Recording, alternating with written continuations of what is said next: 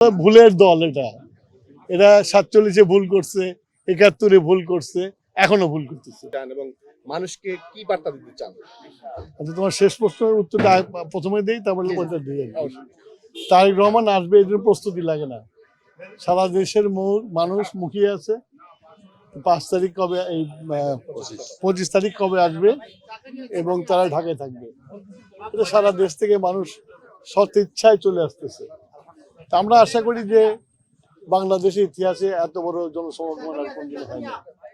আর তোমাদের দ্বিতীয় প্রশ্ন, আসলে বাংলাদেশের এই যে পট পরিবর্তনের পরে, ফ্যাসিস্টের পতনের পরে যে বাচ্চাটা ৫ বছর বয়স ছিল,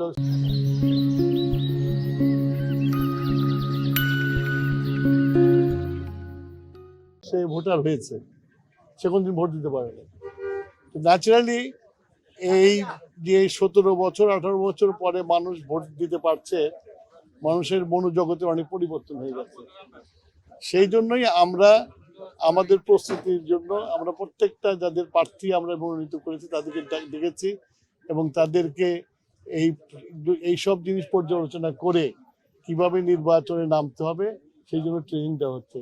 এবং আশা করি যে আমরা যে প্রস্তুতি নিয়েছি সেই প্রস্তুতি নিয়ে মানুষের কাছে যেতে পারবো এবং মানুষকে যা চায়, এই যে ১৭ বছর পরে মানুষের মনে যেটা চাওয়ার ইচ্ছা এসেছে সেটাকে পূরণ করতে পারবো।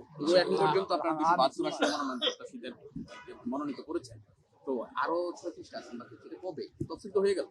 তফসিল হয়ে গেছে, মনোনয়নপত্র জমা দেওয়ার আগে দেখবা এগুলো কিভাবে পূরণ হয়। পরিবর্তন হওয়ার সম্ভাবনা আছে মনোনীত প্রার্থীদের? এটা আমি বলতে পারবো। মানুষের মনোজগতে পরিবর্তন হয়েছে। আগের মতো ৮-১০টা নির্বাচনের মতো এই নির্বাচন না। আগের নির্বাচনগুলো করেছি শত্রুর সামনে ছিল। এখন যে নির্বাচন করব, আমার যে প্রতিপক্ষ আমি তো সামনে পাচ্ছি না। ঠিক আছে ভাই, হ্যাঁ, একটা দল সামাজিক যোগাযোগ মাধ্যমে ধর্মকে ব্যবহার করে নানা ধরনের অপপ্রচার চালাচ্ছে এবং বিএনপির বিরুদ্ধে মিথ্যা তথ্য দিচ্ছে। এই বিষয়ে আপনারা কি নির্দেশনা দিচ্ছেন? আপনাদের কৌশলটা কি হবে? এই দলের তো হলো ভুলের দল। এরা ৪৭-এ ভুল করছে, ৭১-এ ভুল করছে, এখনো ভুল করতেছে।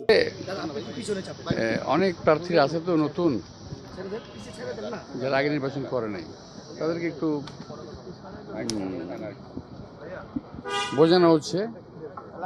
আর এই সময় নির্বাচনটা তো একটা, আমাদের চেয়ারম্যান সাহেব বলেছেন যে এই নির্বাচনটা সর্বকালে একটা কঠিন নির্বাচন হচ্ছে, একটু ব্যতিক্রমী নির্বাচন হচ্ছে।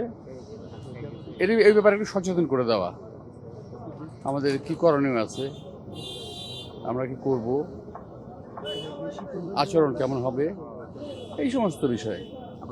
লাস্ট প্রশ্ন এটা হচ্ছে, আপনারা ২৭২ জন প্রার্থী মনোনীত করেছেন, আরো বাকি আছে, কিন্তু তফসিল ঘোষণা হয়ে গেল, আপনাদের কবে এটা প্রার্থীদের ঘোষণাটা? ওটা চেয়ারম্যান সাহেব ভালো বলবেন, উনি জানেন, এটা আমি বলতে পারবো না।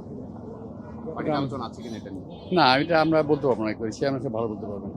ভারতীয় দূতাবাস ইতিমধ্যে বন্ধ করে দিয়েছে নিরাপত্তার স্বার্থে, বিষয়টা কি হয়ে গেছে? ভারতীয় দূতাবাস নিরাপত্তার স্বার্থে ইতিমধ্যে বন্ধ রেখেছে, বিষয়টা কি হয়ে গেছে? ভাই, ভারতীয় দূতাবাস কি করলো না করলো এটা তো ওদের ব্যাপার, আমার ব্যাপার তো না। ওরা যদি চেয়ারম্যান ২৫ তারিখ দেশে আসছে, প্রস্তুতিটা কেমন আপনাদের এখন পর্যন্ত? ওভারঅল প্রস্তুতি কি নেব, উনি আসবে, আমরা এয়ারপোর্টে যাবো, ওনাকে সম্বোধনা জানাবো, রিসিভ করব, আর অন্যান্য আনুষঙ্গিক যা আছে সেটা আমরা করবো। Thank you.